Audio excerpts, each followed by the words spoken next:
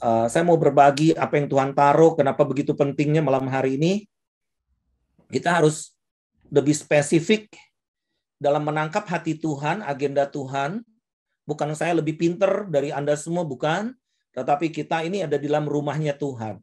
Mishkan, tempat penyembahan. Itu tempat di mana hadirat Tuhan ada. My home itulah M besar, ya, rumahku. Jadi sebenarnya kenapa Anda harus menyebut Magelang rumahku, Bandung rumahku, Balikpapan rumahku.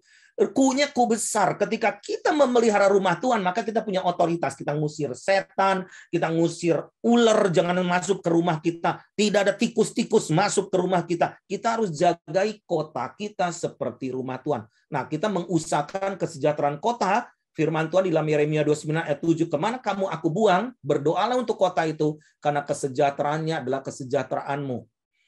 Nah, malam hari ini saya mau sharing sesuatu mengenai bahwa kita akan masuk di dalam masa tuaian raya yang super, tapi akan melalui kegoncangan. Oke? Nah, saya mau kesaksian dulu sedikit cerita. Saya udah beberapa kali pergi ke Zimbabwe. Zimbabwe itu di satu negara di Afrika, di bagian agak selatan sedikit. Itu sekitar 1,5 jam naik pesawat udara dari Johannesburg. Ini negara 98% Kristen. Tetapi inflasi itu jutaan persen dan nanam apapun nggak jadi. Rp1 waktu itu kursnya Rp1 sama dengan 125.000 Zimbabwean dolar. Jadi kalau kita punya uang rupiah, datang ke sana bisa jadi miliar-miliar, miliarder. Tapi 1 kilo buah apel itu bisa 3 miliar harganya, bisa begitu. Saya mau buang air kecil aja di WC umum bayar 3 juta. Wow! Kata saya buang air kecil aja 3 juta bayarnya. Lalu saya dengan Ed Silvoso ke sana, kenapa ya? Kristen tapi tidak diberkati. Malah kutuk. Dulu itu daging sapi terbaik di dunia itu dari Zimbabwe. Dan katanya itu ada keturunan Israel juga. Lalu kami bukan buat gerakan doa, dan lalu kami buat gerakan pertobatan melalui menanam. Sama seperti yang akan kita lakukan tanggal 10 November yang akan datang di NTT, kita akan bikin gerakan menanam sayur. Sebenarnya bukan gerakan menanam, banyak orang, si Pak Daniel kok jadi ke pertanian segala macam. Bukan, itu hanya alat aja. Tetapi itu gerakan pertobatan. Ya, Bapak Ibu ada Pak Hani di sini, rekan-rekanku yang luar biasa, Pak Kiki ada di sini yang dari NTT. Kita akan bikin gerakan menanam, itu bukan gerakan menanam, gerakan pertobatan. Sebelum menanam, kita mau mengakui bahwa tanah kita mau serahkan, dedikasikan kepada Tuhan. Kita mohon ampun, seperti yang tadi barusan saya mengajak kita semua untuk berdoa, minta ampun atas setiap dosa yang dilakukan oleh nenek moyang dengan ikatan-ikatan perjanjian. Masih banyak dukun-dukun, permainan dukun di wilayah Kristen tuh. Ya, itu menyakiti hati Tuhan. Waktu itu mulailah muncul namanya gerakan farming God's way. Cara menanam dengan cara Tuhan. Ternyata menemukan waktu itu tanggal 10, saya lupa ya udah berapa tahun yang lalu, itu tanggal berapa September gitu, menanam seluruh Zimbabwe, dan mereka berikan deadline 1 minggu dalam waktu seminggu, karena mereka menemukan dari Tuhan cara menanam kalau lebih dari 1 minggu itu akan gagal. Jadi kudu taat juga, kekudusan tuh harus taat. Banyak ngomong kudus padahal itu rokok kudus gitu kan. Nah, jadi waktu itu kita bikin suatu gerakan farming God's way. Nah, apa yang terjadi 2 tahun kemudian, mereka biasanya impor jagung, padahal jagung itu gampang sekali kan, menanam jagung. 2 tahun kemudian mereka jadi pengekspor jagung. Dan sekarang mereka meningkat luar biasa. Nggak kurang orang Kristen, 98% orang Kristen. Tapi kenapa di mayoritas Kristen, misalnya Brasil dan sebagainya, kenapa itu tuh? Ada apa? Memalukan.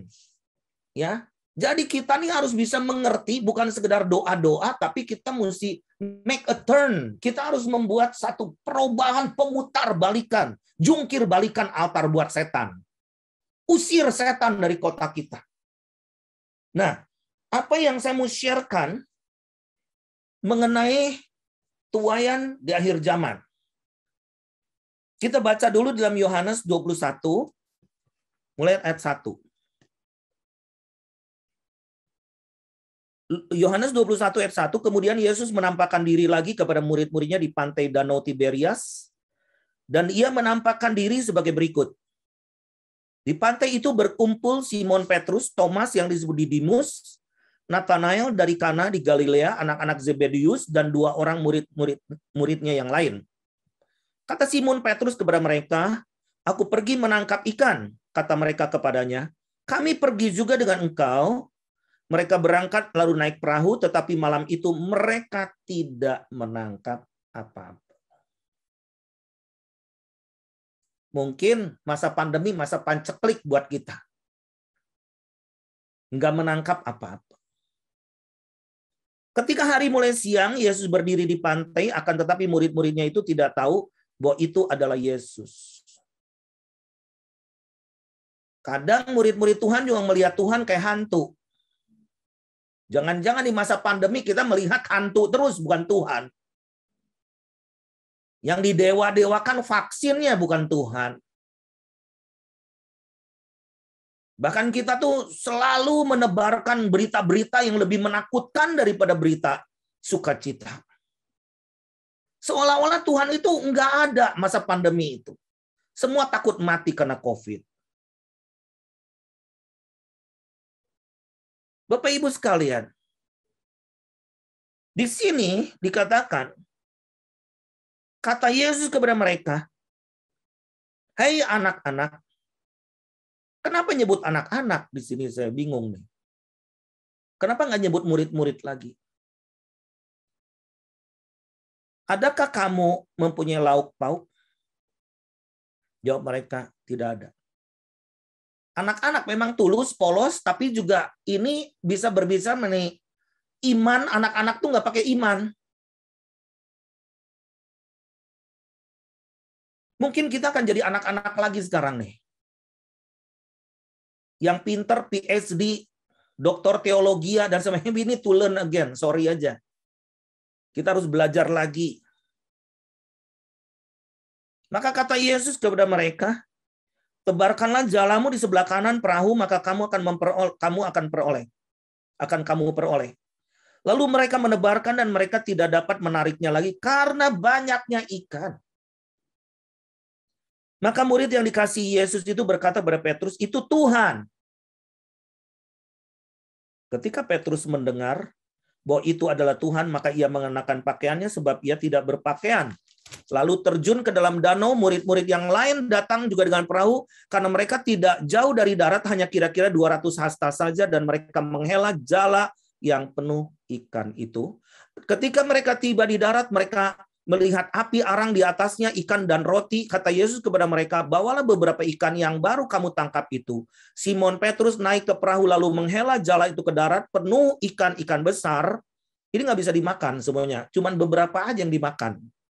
153 ekor banyaknya. Dan sungguh pun sebagai banyak itu jala itu tidak koyak. Apa yang dilihat dari 153? Allah kita. Di ikan itu ngelihat Tuhan kita. Kata Yesus kepada mereka, "Marilah dan sarapanlah." Tidak ada di antara murid-murid itu yang berani bertanya kepadanya, "Siapakah engkau?" Sebab mereka tahu bahwa ia adalah Tuhan. Yesus maju ke depan mengambil roti dan memberikannya kepada mereka, demikian juga ikan itu. Itulah ketiga kalinya Yesus menampakkan diri kepada murid-muridnya sesudah ia bangkit dari antara orang mati. Ketika kita melihat jiwa-jiwa, apakah kita melihat Ani Elohim atau melihat bangku gerejaku akan penuh? Sorry, I have to say. Please shift your mind. Masihkah kita masih berpikir gerejaku?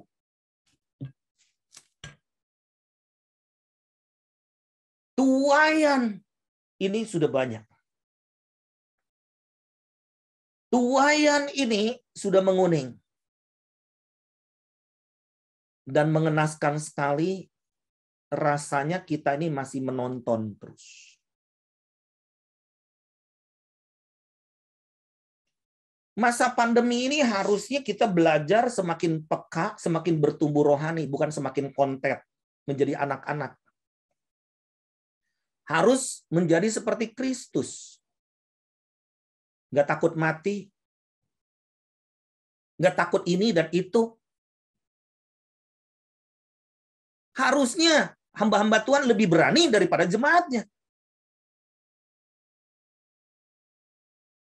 Jemaat ngelihat keteladanan yang seperti Kristus itu ada para pemimpin loh.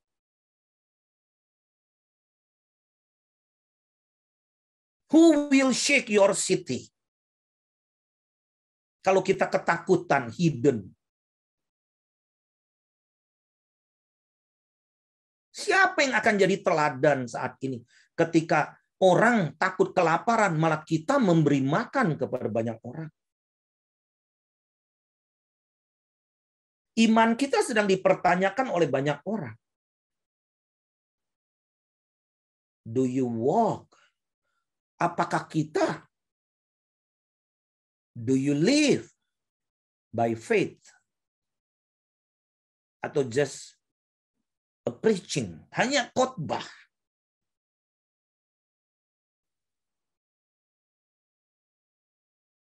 Kita masa pandemi harusnya semakin peka, harus semakin mengenal suara Tuhan, dan harus semakin beriman dan taat. Kita nggak jadi pengamat. Kita lihat masa paceklik. Ceklik itu luar biasa. Semalam-malaman tidak menangkap ikan. Tetapi Tuhan katakan, tebar jalamu. Dua macam berkat, Bapak Ibu sekalian, yang kita akan terima. Di dalam 2 Korintus 9 ayat yang ke-10, Ia yang menyediakan benih bagi penabur, lihat, benih ada di kita. Dan roti untuk dimakan. Roti untuk dimakan. Kalau kita benar punya Tuhan, kita akan kelaparan nggak? Enggak. Roti untuk dimakan, tetapi benih juga untuk ditabur. Berapa banyak benih yang sudah ditabur atau malah dimakan benihnya? Karena firman Tuhan katakan, Ia juga yang akan menyediakan benih bagi kamu dan melipat gandakannya dan menumbuhkan buah-buah kebenaranmu. Jadi di musim pandemi ini kita sedang melihat kita ini kebanyakan preaching atau banyak melakukan firman. Karena Zoom ini bisa jadi alat. Ya. Panggung dirobohkan sama Tuhan, di lockdown, kita main panggung-panggungan lagi. Cari follower. Cari viewer.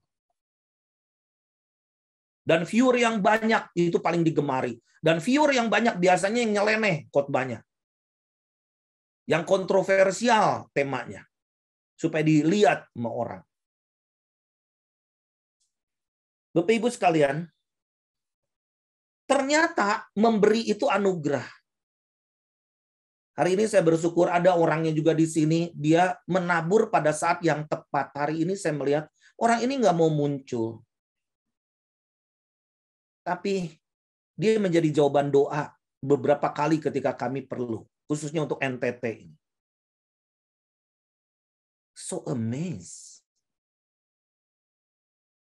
Ada orang yang tidak dikenal, tidak mau terkenal, tetapi dia bisa bicara, aku disuruh Tuhan.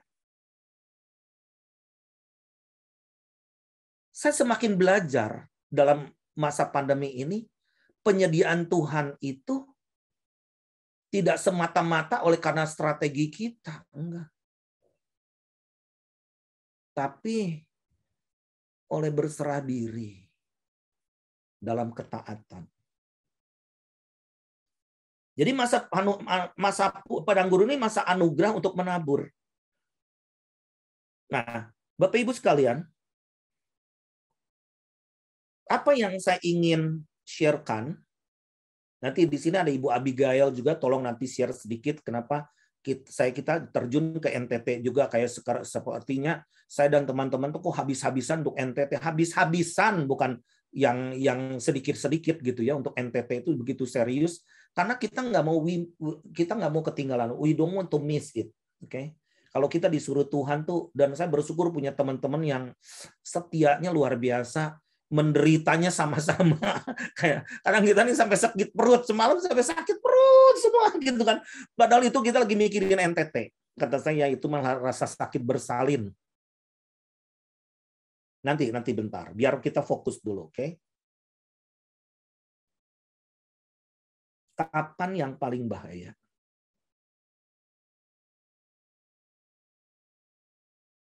The season yang the most danger moment in the harvest time.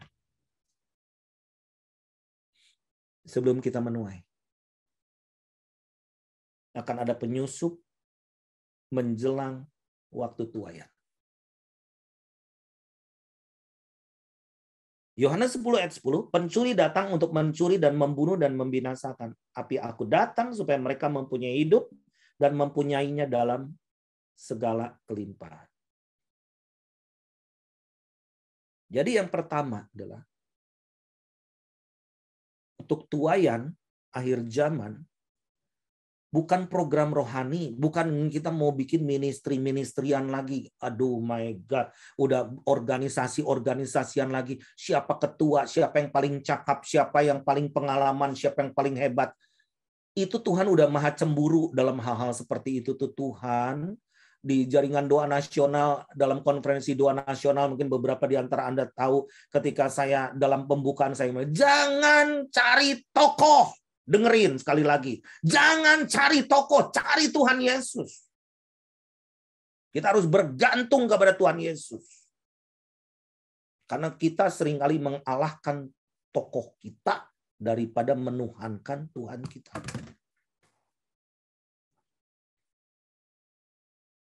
Jadi, barometernya, kita nih kan udah cek ada peduli lindungi selalu. Kita nih juga harus bisa ngecek termometer diri kita dong. Kita tuh sehat atau enggak. Nyanyi banyak, doa banyak, gitu, baca firman terus, tiap hari Zoom terus. Tetapi kita cek. Nah, yang pertama adalah kita punya belas kasihan nggak atas jiwa-jiwa.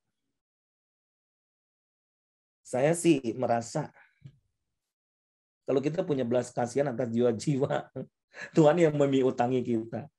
Kadang kita stres karena kita lebih over gitu berpikirnya dari di luar kapasitas yang kita miliki. Padahal yang kita butuh adalah kapasitas Tuhan. Di dalam Matius 9 ayat 35 sampai 38, demikianlah Yesus berkeliling ke semua kota dan desa, ia mengajar dalam rumah-rumah ibadat dan memberitakan Injil kerajaan sorga serta melenyapkan segala penyakit dan kelemahan. Melihat orang banyak itu, tergeraklah hati Yesus oleh belas kasihan kepada mereka, karena mereka lelah dan terlantar seperti domba yang tidak bergembala. Siapa nih? Jemaat kita? Tell me, jawab. Jemaat kita? Siapa yang mereka belas? Melihat orang banyak itu, tergerak hati Yesus oleh belas kasihan kepada mereka, karena mereka lelah dan terlantar.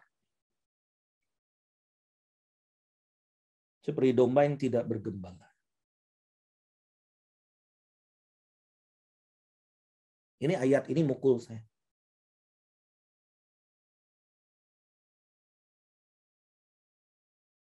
Apakah kita hanya nyari domba gemuk?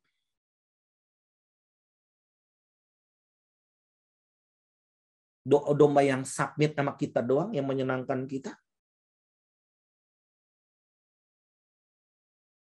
Yang memberikan persembahan rutin ke kita? Come on, NTT siapkan lumbung bagi jiwa-jiwa, oke? Kita harus bukan sekedar lumbung pangan supaya kita jadi tambah makmur. Makmur untuk apa tujuannya? Hati yang berbelas kasihan untuk jiwa-jiwa. Maka katanya kepada murid-muridnya, tuaian memang banyak tetapi pekerja sedikit. Karena itu mintalah kepada Tuhan yang punya tuaian supaya ia mengirimkan pekerja-pekerja untuk tuaian itu. Jadi keprihatinan Yesus waktu itu adalah mengenai ketidakberimbang antara tuaian dengan jumlah penuai. Akan terjadi kebusukan. Dan kenapa saya cerita malam hari ini? Karena 20 tahun yang lalu tuaian sudah masak, gereja nggak siap. Malah bersaing.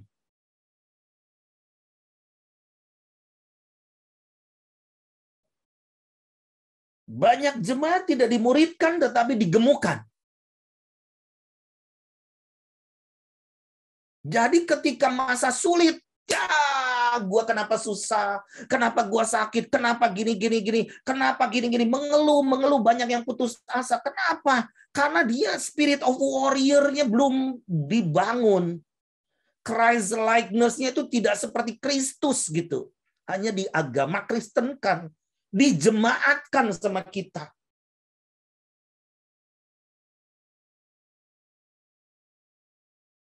Nah, jadi kita harus meluangkan waktu yang berkualitas untuk memuridkan yang sudah dipilihnya. Ada beberapa hamba Tuhan yang ini luar biasa mereka lah. I love them so much. Ya, dari NTT. Ingatkan tanggal 10 November itu tuh kita appreciate kepada para petani dan kalian tuh luar biasa, udah bekerja luar biasa. Ya kita akan kita akan bisa bertemu ya, semoga kita lengkap semua. Tapi bisa nggak bikin gerakan menanam itu 10 November itu hari pahlawan, bangkit rasa kepahlawanan kita dan mulai tersungkur di tanah itu berdoa. Yang seperti saya lakukan dengan teman-teman waktu itu sekitar 1.500 pendeta di Zimbabwe, tersungkur sampai dengan air mata, menangis di tanah itu, ampuni untuk tanah yang kering dan begitu banyak hutang darah, pertikaian, permusuhan antar suku dan lain sebagainya, antar gereja saling menghakimi dan lain sebagainya. Yuk kita berdiri di tanah kudusnya Tuhan. Belajar dari pahitnya sejarah. Kairos yang terbuang tuh hati-hati. Saat Mongolia ketika zaman Kubilai Khan ya. Itu tahun 1266 sampai 1271. Memulai beberapa keadaan yang sangat aneh. Ada 3 bersaudara waktu itu, Maffeo, Nichilo, dan Marco. Itu Polo menjadi penasehat Kubilai Khan. Kubilai Khan mengajukan berbagai pertanyaan tentang Yesus Kristus. Setelah berita keselamatan karena penyaliban Kristus disampaikan kepadanya, maka Kubilai Khan menangis dan bertanya, apakah benar ada Allah yang seperti itu, yang penuh belas kasihan? Kubilai Khan berpesan agar didatangkan 100 orang misionaris untuk mengajar kekristenan di seluruh wilayah kerajaannya. Pada tahun 1271, misionaris yang datang bukannya 100 orang, tapi hanya 2 orang saja. Tetapi mereka pun melarikan diri pulang karena ketakutan. Nah, ada ketidakpuasan dari Kubilai Khan terhadap kegagalan gereja itu menyebabkan dia mendeklarasikan Budaisme. Mendingan ngajarin kebaikan saja. Sama dengan Mahatma Gandhi juga kan. Dia cinta Yesus, tapi dia nggak suka dengan orang Kristen. Makanya Kubilai Khan mendeklarasikan Buddha yang harus menjadi agama negara kerajaan. Lalu Kairos yang terbuang waktu itu ketika saat Jepang menyerah tanpa syarat kepada sekutunya ketika Perang Dunia Kedua berakhir. Itu ada Jenderal MacArthur ya.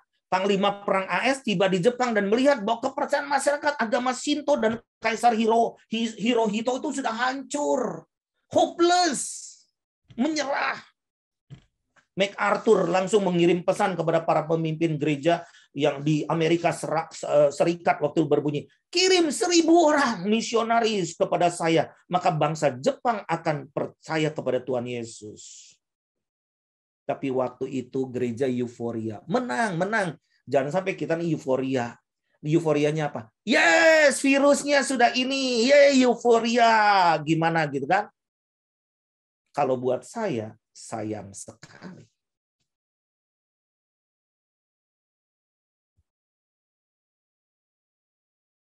Jepang sampai sekarang begitu sulit.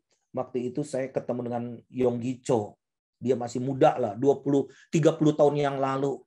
Sampai dia dirikan menara doa itu, bukit doa itu menghadap Korut dan ke Jepang. Dan selalu 2 pokok doa yang didoakan di bukit doa itu. Korea Utara dan Jepang. Sampai Yonggi-cho selalu waktu itu dua-duanya menangis. Ampuni bangsaku yang bebal. Yang tidak mempergunakan kesempatan. Kairos yang terbuang pada saat Indonesia mengalami goncangan di tahun 1965 masa G30S PKI waktu itu. Setelah peristiwa G30S PKI terjadi masa Kairos di Indonesia sehingga dalam 6 tahun waktu itu tahun 65 sampai 71 ada lebih dari 7 juta orang di Pulau Jawa menerima Kristus. Harusnya lebih, more than that.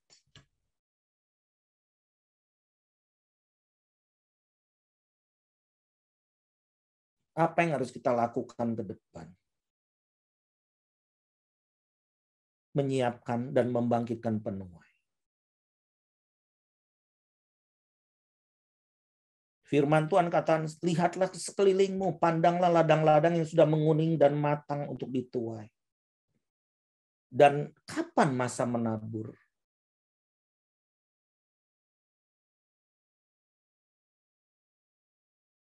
Lagi masa kesulitan. Karena kita hari ini makan dari apa yang kita tabur tahun kemarin. Tahun depan akan terjadi crash ekonomi global. Tabur sekarang. Saya bukan memperkaya diri. Saya nggak ambil persembahan kalian. Tetapi tabur dimanapun yang Tuhan suruh. Sekarang, now. Kalau kita pengen menuai tapi tidak menabur, itu bukan penuai. Ngambil dari ladang orang.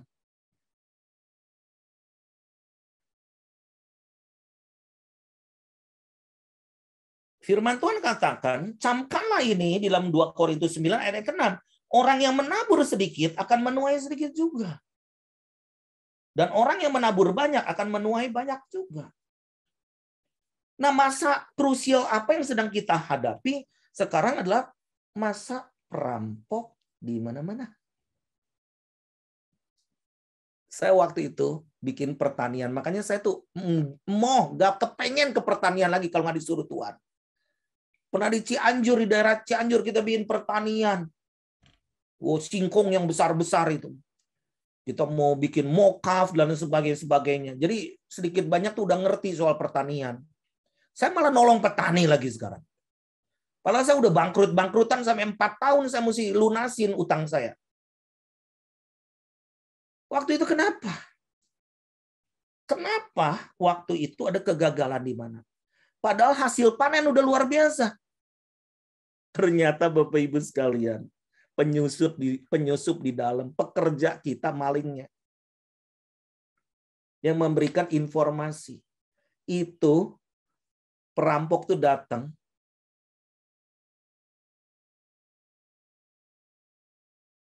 Bisa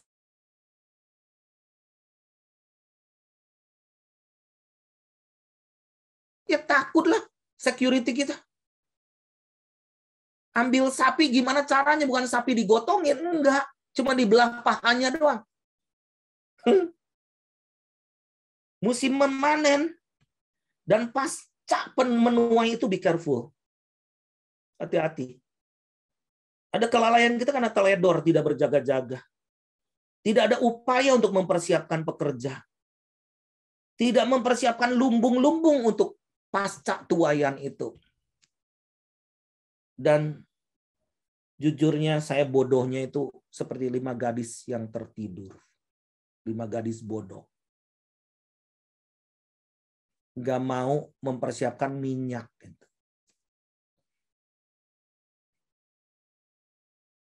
Nah, kita banyak peristiwa-peristiwa yang kita lakukan, kita mendorong terus supaya My Home ini bergerak.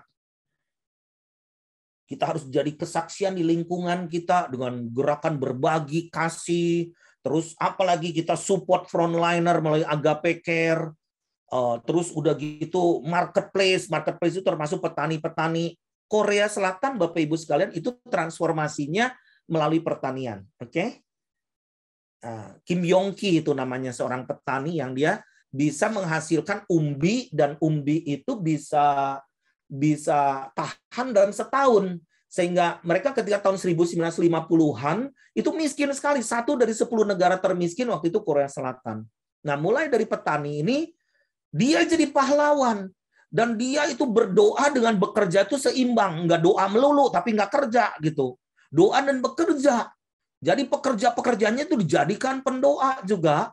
Nah, ketika menghasilkan umbi-umbi yang bisa tahan dari hama, dan itu Presiden Korea datang dan tersungkur di petani ini. Kamu sudah jadi jawaban untuk Korea Selatan.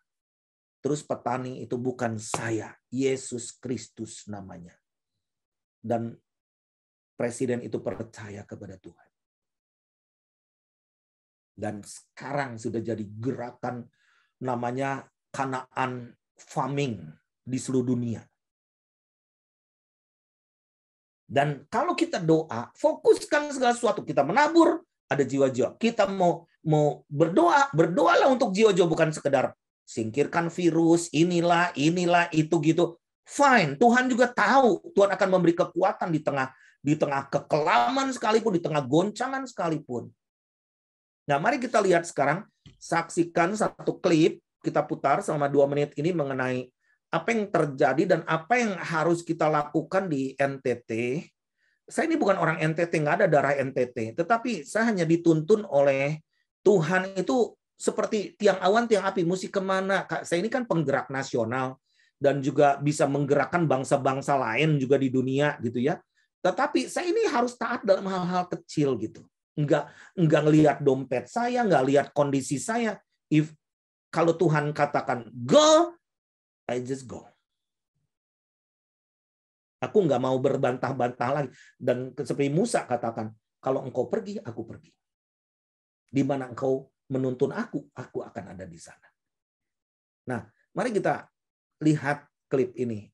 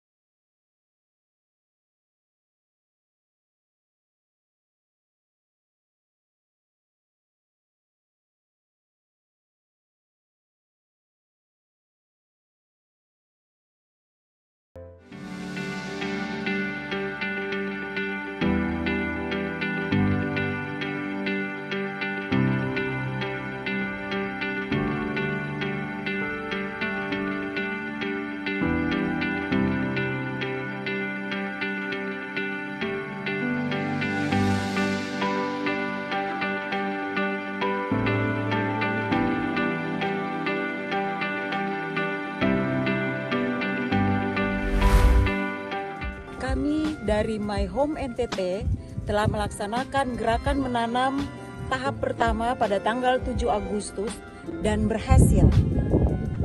Pada tanggal 10 November, kami akan mengadakan gerakan menanam kedua dengan menggerakkan seluruh para petani yang ada di NTT. Untuk itu, ayo menanam. Dan saya juga mengajak kita untuk mensukseskan menanam tanggal 10 November. Mari kita sukseskan. Saya Juli Sutrisno Laiskoda, Ketua Dekranasda Provinsi Nusa Tenggara Timur, mendukung gerakan yang dibuat oleh My Home Indonesia untuk Nusa Tenggara Timur dalam gerakan menanam se-Nusa Tenggara Timur yang akan dilaksanakan pada tanggal 10 November 2021. My Home Indonesia di Nusa Tenggara Timur akan melakukan gerakan menanam di seluruh Nusa Tenggara Timur. Seluruh Nusa Tenggara Timur harus menjadi berkat, garam dan terang bagi seluruh dunia. Tuhan Yesus memberkati. Saya mendukung gerakan menanam kedua tanggal 10 November 2021 untuk NTT bangkit dan bersinar. Tetap semangat, bangkit NTT. Bergerak, bangkit dan bersinar. NTT bangkit dan bersinar.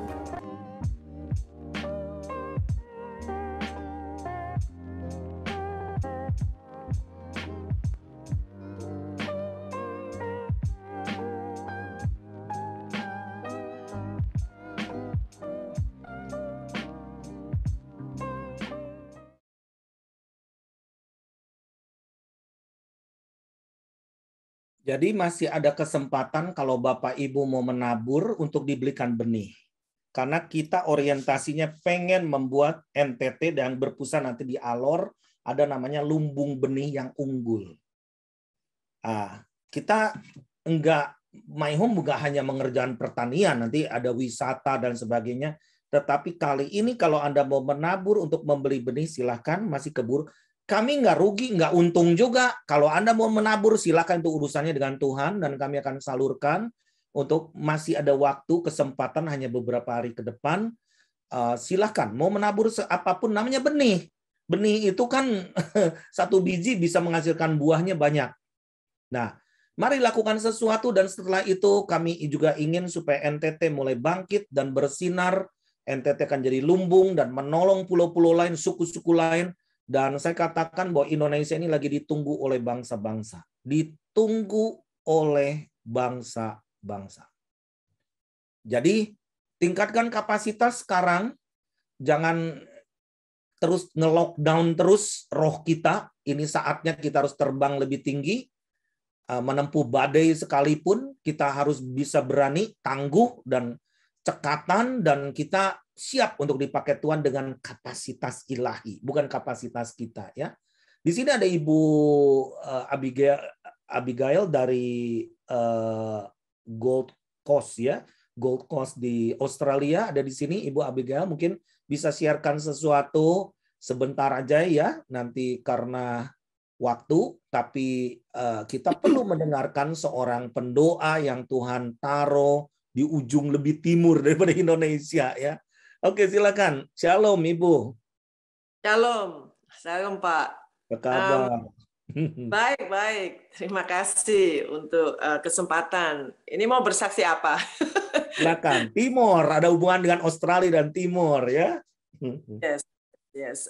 Saya juga dengar bahwa Rote itu ada James Cook datang di situ juga. Itu pun juga surprising, tapi it's not surprising also karena Australia sama Indonesia saya percaya itu akan menjadi satu di dalam di dalam berhubungan antara spirit, ya. Tuhan akan mempersatukan Indonesia dengan Australia. Nah, pertama itu karena ada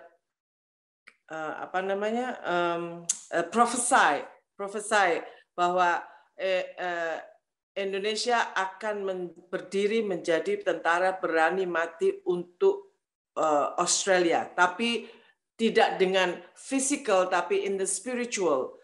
Jadi dengan puji-pujian dan dengan doa, Indonesia akan membantu Australia. Itu satu. Kedua, Australia itu dengan bersamaan dengan cerita tentang sejarah tentang Kapten James Cook, bahwa saya sudah pernah ke Torres Strait Island. Di Torres Strait Island itu pun juga James Cook menancapkan, kalau orang Indonesia bilang patok, ya, mematok dan mendeklarasi bahwa mulai di situ dia tancapkan bendera Inggris untuk bahwa Australia itu di sebelah timur lautan, pokoknya Australia sebelah timur itu bagiannya Australia, which is bagiannya England, New South Wales. Nah, sedangkan Kapten James Cook dengan waktu itu King George ketiga ya, itu adalah Freemason-nya kuat. Jadi Australia itu kuat di dalam Freemason. Makanya kita pergi ke Possession Island untuk secara profetik kita cabut itu patok dan perjanjian-perjanjian yang sudah diucapkan dengan James Cook ya, diucapkan dengan James Cook, digagalkan dan kita ganti dengan patoknya Tuhan bahwa itu semua Australia dan Possession Island dan itu milik Tuhan. Dan saya lihat itu bagaimana Australia itu benar-benar akan menyatu dengan Indonesia. Dulu saya tidak pernah lihat itu, tapi sekarang hari demi hari saya lihat dan saya juga terima kasih puji Tuhan bisa ketemu Bapak Levi juga dan juga Pastor Daniel Panji ini juga. Saya melihat bahwa Tuhan bergerak cepat sekali sekarang ini untuk menyatukan Indonesia dengan Australia. Jadi saya benar-benar ucap syukur sama Tuhan bahwa Indonesia benar-benar bangkit dan punya hati untuk negara-negara termasuk Australia. Wow, thank you so much. Ya, Ibu, ada hubungannya. Jadi James Cook pernah ke Rote berarti? Ya, saya dengar katanya James Cook pernah ke Rote. Apa betul itu? Saya dengar dari Levi. Tapi saya percaya dengan your file yang saya baca itu bahwa ada missionary Kristen pertama yang datang. Nah, kira-kira tahun 17-an itu bisa juga golongannya James Cook atau bisa juga golongannya Pedro. Karena Australia itu Pedro kan mengutarakan dan deklarasi bahwa the great Southland of the Holy Spirit. Nah, kita itu pegang terus. Jadi tidak ada satu kebetulan bahwa Australia is the great Southland of the Holy Spirit. Ya, jadi hanya Tuhan Holy Spirit yang akan rule Australia. Dan itu Australia adalah satu line juga di dalam peta dunia itu kan satu line dengan gerbang timur Israel ya. Gitu. Jadi saya percaya itu ada kesatuan di situ. Dan itu memang James Cook itu kita itu benar-benar pelajari bahwa James Cook itu benar-benar Freemason yang kuat. Jadi kita harus cabut semua supaya Australia belong to rule by the Holy Spirit. Wush, so dalam ya, benar-benar so deep. Benar-benar sangat gembira untuk bisa melihat bahwa banyak hamba-hamba Tuhan dan banyak warrior, prayer warrior, intercessor yang benar-benar mendoakan dunia, especially Australia. Karena Australia benar-benar perlu didoakan. Wah, kita menemukan ground zero-nya itu, Rote itu adalah wilayah paling selatan, batas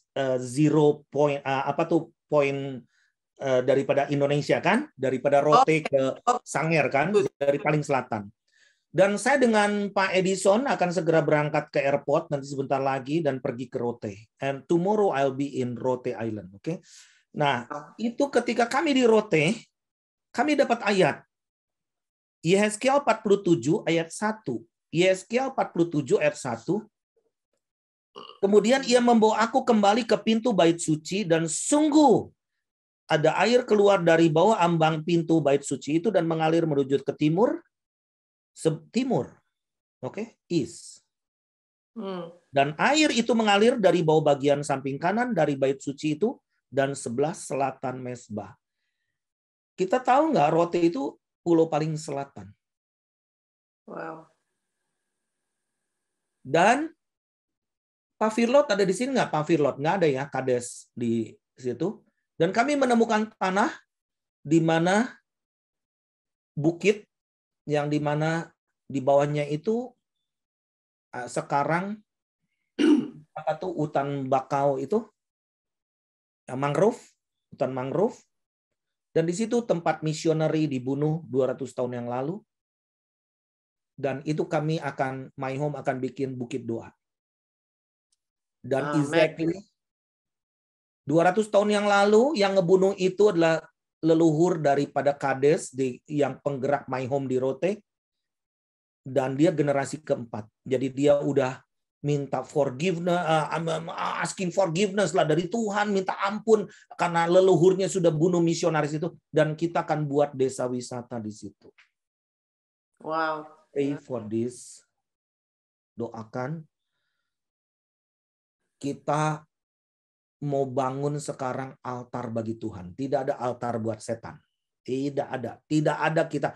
There is no point to return. Oke, kita nggak ada putar balik lagi. Nggak ada. Kita maju ke depan. Dan setelah itu bersiap untuk suatu peperangan rohani yang akan membawa tuaian jiwa besar-besaran. Ibu Lim ada di sini. Ibu Lim mau share sesuatu. Pak Edison juga. Silakan mungkin kalau mau share sesuatu update. Ibu Lim ada di sini. Ibu Lim Oja. Ada Ibu Lim? Mana Ibu Lim? Ada. Pak Hani, mau share sesuatu?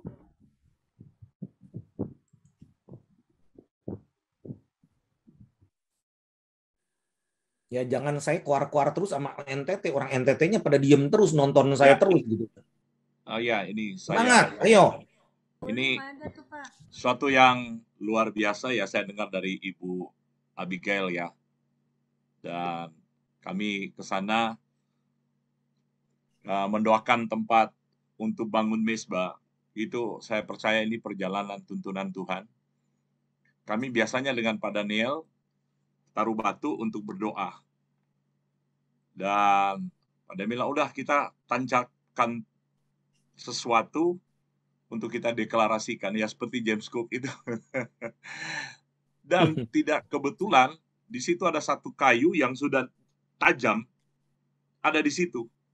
Dan kami berdoa, dan kami dapat rema firman yang Yehezkiel pasal 47. Dan saya bisa bayangkan ini nanti ketika mezbah ini dibangun, para hamba-hamba Tuhan, para aras akan mungkin datang, ya saya nggak tahu. Dan NTT akan mengalami lawatan Tuhan, menjadi lumbung nasional, bahkan bisa menjadi berkat. Orang-orang akan datang melihat keadaan NTT, Ambon, Papua, Melanesia yang dilawat oleh Tuhan. Jadi ini momentum untuk kita melihat bagaimana saling sinergi antara pendoa dan orang yang bergerak di darat untuk melihat bagaimana pergerakan Tuhan yang luar biasa. Kami berdoa juga di tempat pembantaian misionaris pertama, entah dari versi yang mana itu,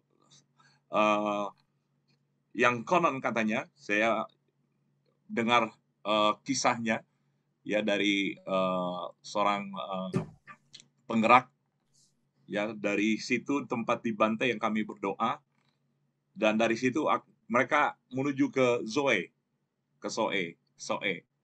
Jadi kenapa kita sampai lakukan itu? Ini seperti seorang Daud mencari bagaimana membangun mezbah, tempatnya ada di mana, dan ketemulah namanya di Arona. Ya, nah, tempat itu sebenarnya mau dikasih untuk My Home, tapi Pak Daniel bilang enggak, kita harus beli. Ya, saya baru teringat Pak, ini kayaknya seperti yang ada di Alkitab ya, mezbah dikasih, tapi Daudnya nggak mau, harus dibeli gitu.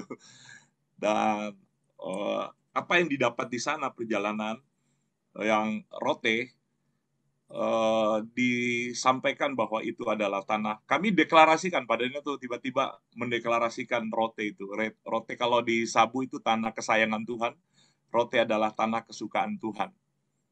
Nah, ada seorang ibu yang kami suruh untuk mapping gambar bagaimana membangun mezbah itu sambil dia berdoa terus, dan Tuhan taruh namanya adalah Betania.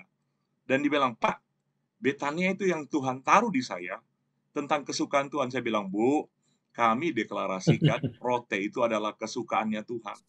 Wow, dia sampai merinding. Wow, ini berarti nggak main-main nih gitu. Iya, Kenapa itu Betania sampai kesukaan Tuhan? Karena ada Lazarus, ada Maria, ada Marta. Ketiga pelayanan ini yang menjadi kesukaan Tuhan. Ya, Lazarus seorang yang intim, Maria seorang yang selalu duduk di kaki Tuhan, Marta seorang yang sibuk melayani. Mereka berkolaborasi. Dan saya percaya pelayanan ini yang nanti akan menjadi di mana Tuhan mulai melawat. Dan saya waktu pulang dari Rote naik kapal, saya sendiri, Tuhan saya mau nabur apa nih untuk mesbah gitu ya. Ternyata Pak Daniel nangis-nangis juga untuk Tuhan saya mau buat apa, mau jual apa nih untuk bangun mesbah doa itu. Saya doa renungkan dan saya share dengan dua orang ibu yang ikut dengan kami, Ibu Jeli dan Ibu Lim. Saya bilang nanti nih NTT dan NTT semuanya orang-orang akan datang melihat apa yang terjadi di NTT. Apa yang terjadi di Melanesia ini. Mereka akan datang berbondong-bondong melihat kegerakan yang luar biasa. Nah, saudara, saya sambil sharing itu, Tuhan ngomong langsung kepada Daniel, ada inspirasi gitu, bahwa bangsa-bangsa akan datang ke situ. Dan melihat, dan kita akan membawa dari timur ke barat. Apa yang tadi kami share ketemu, lah, Pak Daniel itu baru kita sharing tadi. Bangsa-bangsa, dan kami lihat si duta besar Australia, dia bilang, duta besar Indonesia untuk Australia ya, bilang akan Pasifik, yaitu Melanesia. Dia menjelaskan dan simbolnya tangan terangkat.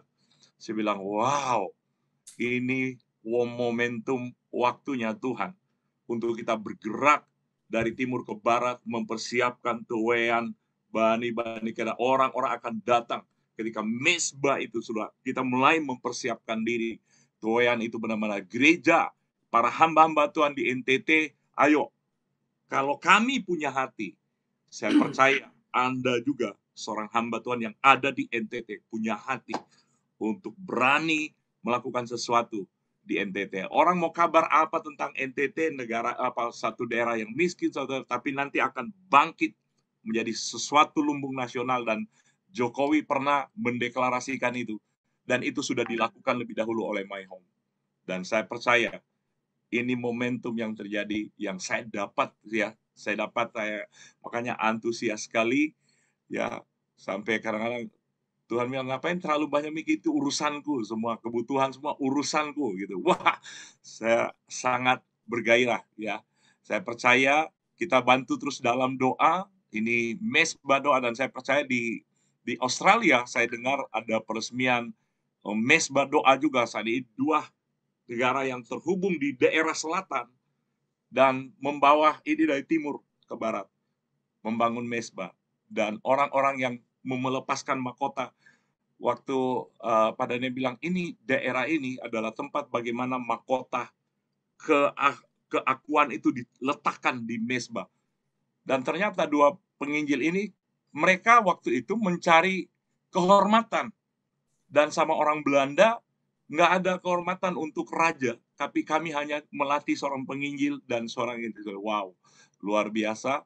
Dan nantinya setelah mesbah ini akan dibangun, seluruh para aras, toko-toko semua meletakkan mahkota untuk bertobat bersama-sama, dan terjadi kesatuan dan lawatan Tuhan terjadi di sana. Saya nggak berandai-andai, tapi saya yakin ini cara Tuhan untuk sesuatu yang mempersiapkan tuaian yang luar biasa. Dan tema malam ini adalah siapkan tuaian yang luar biasa, dan sangat sinkron dengan apa yang disampaikan oleh Pak Niko, Pantekosta ketiga. Dan saya yakin kita lagi melihat itu, persiapan tuaian besar-besar terjadi. Apapun pandemi, masa bodoh, tapi justru gereja akan menuai yang luar biasa. Tuhan memberkati. Wow, semangat. Dan kita bukan hanya berteori, saya dengan Pak Edison segera ke airport sebentar lagi. Nah, kita lihat apa yang diceritakan oleh Pak Edison, peristiwa ini. Coba lihat videonya. Lihat videonya, dan master plan kita ke depan, bukan hanya Rote, Sabu, Alor, Lembata, dan saya melihat pintu gerbang timur ini sedang terbuka. Siapkan, Adonara, Pak Hani dipakai Tuhan, dahsyat luar biasa, Pak Kiki juga, Pak Ayub, wow, you are so wonderful. Kalian tuh dipakai Tuhan luar biasa. Yuk, coba kita saksikan video ini yang hanya 1 jam sebelum kami berangkat waktu itu di bukit ini. Pulau ini sebutnya pulau kesayangan Tuhan, pulau yang dicintai Tuhan. Tapi seringkali penduduknya merebut kemuliaan Tuhan.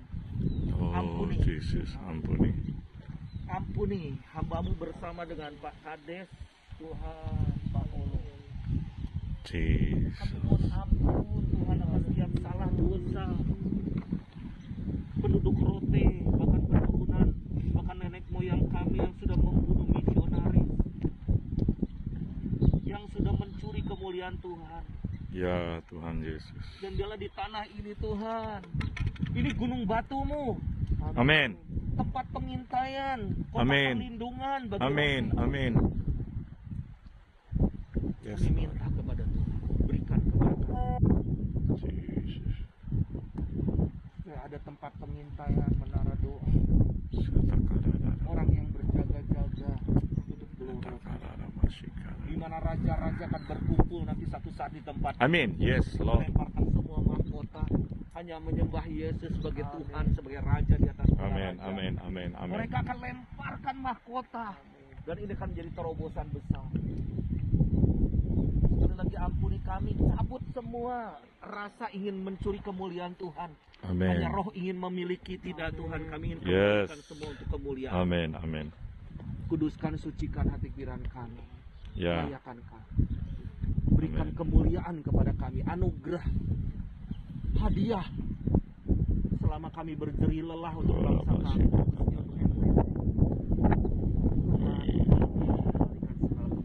Ini yang satunya lagi, Oki, tolong ya. Tempat ini klip adalah yang tempat satunya, Oki. darah martir. Penginjil pertama dibuat di tempat ini Tuhan. Dan nenek moyang kami telah melakukan kesalahan dengan membunuh hamba-Mu yang saat memberitakan Injil. Oleh karena itu Tuhan, hamba mewakili generasi-generasi orang tua, tokoh-tokoh. Hamba mohon ampun. Ampuni kami, putuskan, sucikan kami Tuhan. Dosa-dosa yang telah kami buat pada masa lalu oleh nenek moyang kami. Tuhan putuskan, Tuhan ampuni. Sehingga tempat ini bisa menjadi berkat. Berkat Tuhan bisa tercurah di tempat ini. Di Pulau Rote Tuhan. Dan Pulau Rote menjadi semakin diberkati oleh Tuhan. Banyak orang semakin percaya beriman kepada Tuhan. Ampuni dan ampuni kami dalam nama Yesus. Oke. Nah, itu generasi keempat. Generasi Ini keempat. tempat pembantaian ya Pak?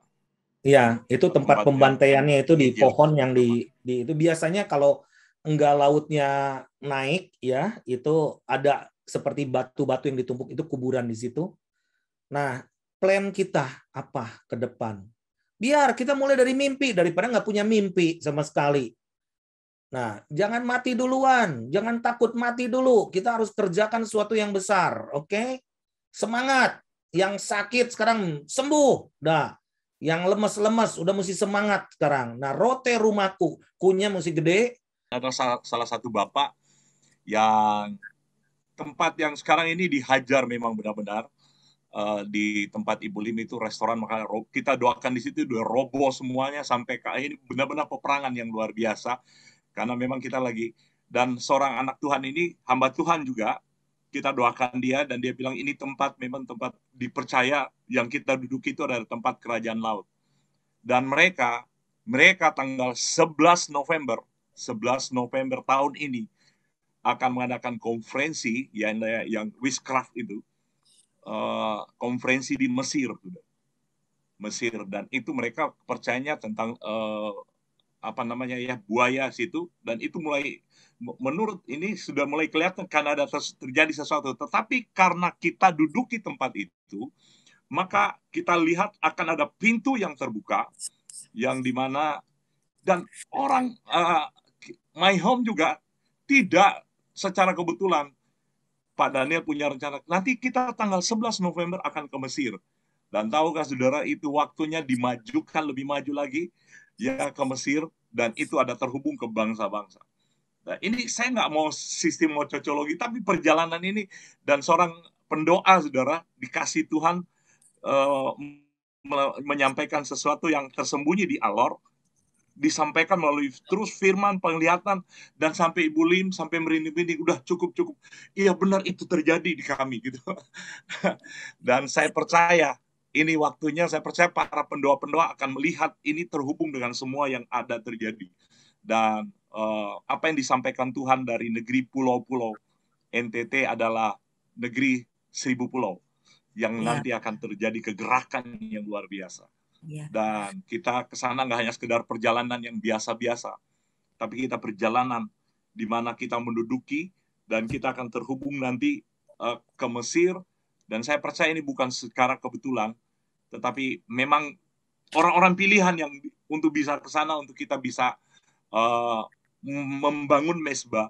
Dan bukan hanya sekedar kadang-kadang ya kita bukan salah saudara mengurapi ini, mengurapi tempat-tempat, enggak. Kami mau ke sana berdoa, mengadopsi wilayah, dan saya percaya ketika kita duduki ada pintu yang selama ini dinubuatkan oleh Pak Daniel 2 tahun lalu sebelum pandemi. Ya, unlock the nation, unlock the the AIDS, unlock the treasure. Dan ini sudah mulai ada terjadi, saya yakin ini pasti terjadi. Dukungan doa dari Bapak Ibu Saudara sekalian, kita ngelihat bukan hanya sekedar itu. Kembali lagi, akan penuh rumahku. Itu yang terjadi luar biasa. Ya, Tuhan memberkati. Luar biasa. Nah, sebelum nanti Pak Fred Juang, ya, seorang hamba Tuhan yang dari Timor, yang Tuhan taruh di Australia, akan menutup dalam doa, saya konfirmasikan semua itu dalam satu rangkuman di dalam firman Tuhan. Ada nggak sih di dalam firman Tuhan pulau-pulau ini? Nah, Yesaya 42 ayat 10 sampai ayat 13. Nyanyikanlah nyanyian baru bagi Tuhan, dan pujilah Dia dari ujung bumi. Baiklah laut bergemuruh serta segala isinya, dan pulau-pulau dengan segala penduduknya. Baiklah padang gurun menyaringkan suara, dengan kota-kota dan desa-desa yang didiami Kedar. Kedar itu anak Ismail. Ibu Lim tadi kesaksian, kenapa Umapura kita ini adopsi? Karena saya sengaja. Tuhan menuntun kita untuk mengasihi Ismail. Dan Hagar itu adalah mamanya Ismail, orang Mesir. Nah, di sini baiklah bersorak-sorai penduduk Bukit Batu. Oh my God, tadi kita cerita Bukit Batu. Baiklah mereka berseru-seru dari puncak gunung-gunung. Baiklah mereka memberi penghormatan kepada Tuhan dan memberitakan pujian kepadanya di pulau-pulau. Tuhan keluar berperang seperti pahlawan, seperti orang perang yang membangkitkan semangatnya untuk bertempur. Ini berbicara tentang peperangan rohani. Ia bertempik sorak, ia memekik terhadap musuh-musuhnya, ia membuktikan kepahlawanannya. Apapun gelombang, tekanan, persoalan datang, kita lebih dari pemenang. Berperang itu nggak ada yang diam. Semua kita sedang berperang. Ya, ayo angkat tangan kita, nyanyikan Ryan, sebab kau besar. Sebab kau besar, nanti saya minta my brother Fred Juang dari Australia untuk berdoa dan juga closing. Beliau besok akan sharing juga, kita ikuti ya jam 7.30 WIB. Silakan, sebab kau besar. Semua pulau-pulau nyanyikan nyanyian keagungan bagi Tuhan. Haleluya. Haleluya Yesus. Ku beri kemuliaan dan hormat. Ku angkat suara pujian, ku agungkan namamu. Ku beri kemuliaan dan hormat. Ku angkat suara pujian, ku agungkan namamu. Sebab kau besar, perbuatanmu ajaib, tiada seperti engkau, tiada seperti engkau. Sebab kau besar, perbuatanmu ajaib, tiada seperti engkau, tiada seperti engkau. Ku beri kemuliaan dan hormat, ku angkat suara namamu. Ku beri kemuliaan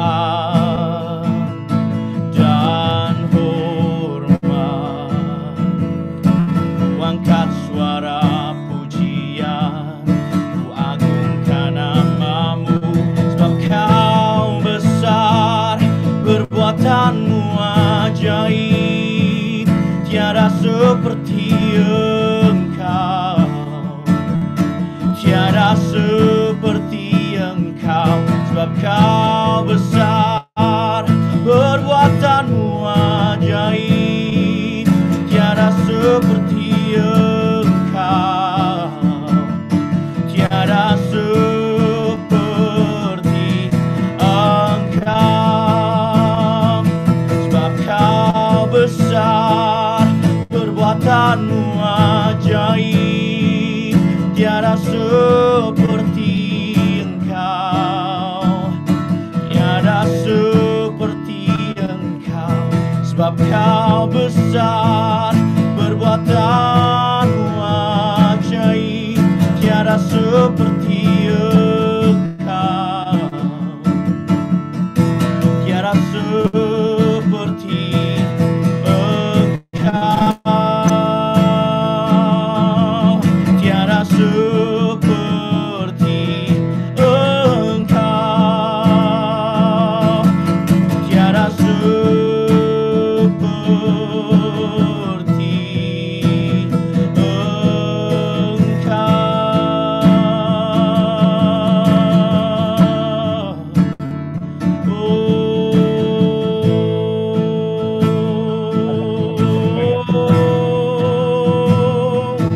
tiada seperti Engkau, Tuhan.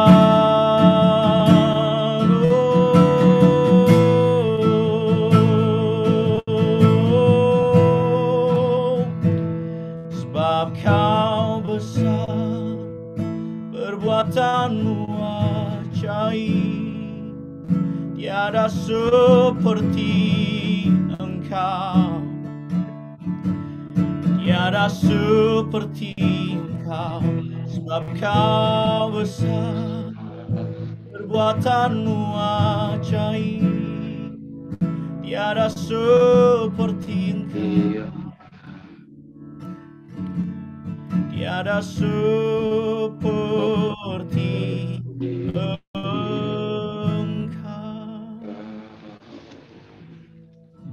Haleluya, haleluya, luar biasa, amen.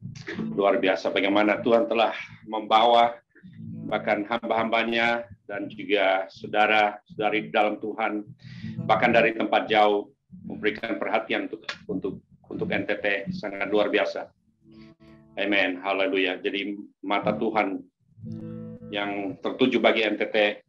Saya ingin menghimbau saudara-saudari yang berasal dari NTT, sebagaimana dalam firman di dalam 2 Tawarik 7:14 mengatakan, dan umatku yang atasnya namaku disebut merendahkan diri, berdoa dan mencari wajahku, lalu berbalik dari jalan-jalan yang jahat, maka aku akan mendengar dari sorga dan mengampuni dosa mereka serta memulihkan negeri mereka. Amen.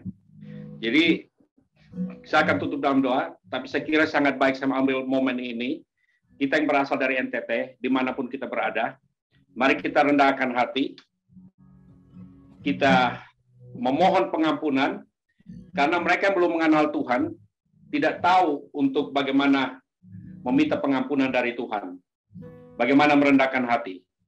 Tapi kita lebih mengerti, mari kita rendahkan hati mewakili semua penduduk NTT, mewakili para pemimpin di sana. Amen. Mari kita rendahkan hati, minta ampun atas segala dosa nenek moyang kita, segala keterlibatan dengan kuasa-kuasa yang lain, sihir dan lain-lain. Amen. Mari kita rendahkan hati, kita minta pengampunan bersama pada saat ini. Amen. Haleluya, haleluya. Bapa dalam surga ya Tuhan, aku merendahkan hatiku ya Tuhan. Sebagai anak yang lahir di NTT, berasal dari NTT ya Tuhan. Bersama dengan saudara-saudariku ya Tuhan. Aku mohon pengampunan atas dosa nenek moyang kami ya Tuhan. Segala kesalahan, bahkan ada kontrak-kontrak ya Tuhan, yang telah diberikan, diserahkan kepada kuasa kegelapan, kepada pemerintahan si jahat Tuhan. Ampuni, ampuni aku minta di dalam nama Yesus. Segala keterlibatan dengan kuasa-kuasa jahat dan kegelapan Tuhan. Ampuni Tuhan, ampuni. Di dalam nama Yesus Tuhan. Ampuni kami ya Tuhan. Atas segala perjanjian-perjanjian yang salah ya Tuhan. Ampuni Tuhan. Atas segala perbuatan-perbuatan yang salah Tuhan. Engkau ampuni ya Tuhan. Yang telah membukakan pintu terhadap kuasa-kuasa yang lain Tuhan. Pada malam hari ini ya Tuhan, kami mohon ampuni. Ampuni nenek moyang kami, ampuni kami ya Tuhan. Di dalam nama Yesus, ampuni ya Tuhan. Rakyat NTT, ampuni ya Tuhan. Pemerintah NTT ya Tuhan, aku minta di dalam nama Yesus Tuhan. Pemerintah seluruh NTT Tuhan, aku minta di dalam nama Yesus. Kami putuskan dengan darah Yesus. Karena tidak ada kontrak yang tidak bisa diputuskan dengan darah Yesus. Kami putuskan segala kontrak yang salah, kontrak yang jahat dengan kuasa kegelapan di dalam nama Yesus. Oleh darah Yesus. Engkau pulihkan, pulihkan. Pulihkan NTT, aku minta. Basuh dengan darah-Mu ya Tuhan. Aku minta di dalam nama Yesus. Oleh kuasa darah Yesus. Saya lanjutkan di dalam nama Yesus. Engkau berkarya Tuhan. Utus malaikat peperangan ya Tuhan. Di dalam nama Yesus memerangi kuasa-kuasa yang menahan, mengalihkan pemulihan NTT, kebangunan rohani, kebangkitan rohani, kebangunan ya Tuhan, revolusi rohani ya Tuhan di NTT, aku minta disingkirkan di dalam nama Yesus oleh darah Yesus agar kemuliaan, kebangunan rohani, revival glory, harvest glory terjadi di NTT, di dalam nama Yesus, Alor dan NTT secara menyeluruh di dalam nama Yesus. Oleh kuasa darah Yesus Tuhan, Engkau bukakan pintu ya Tuhan yang tidak dapat ditutup oleh manusia Tuhan.